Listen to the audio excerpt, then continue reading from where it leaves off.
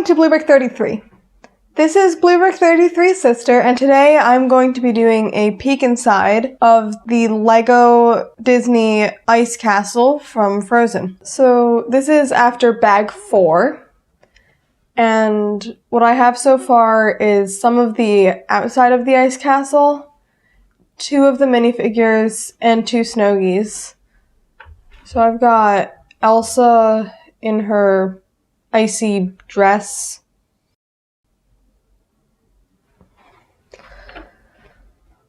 I have Anna. She's got a snowball.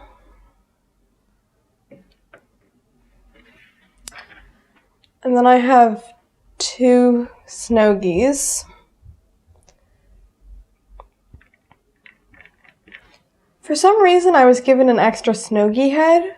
I'm not really sure why, because I don't think this is a common extra piece. But I don't think I missed anything.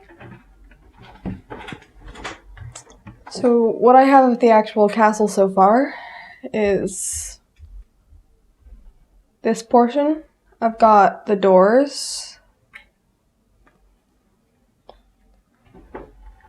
most of the outside on the lower part, and then not really anything inside.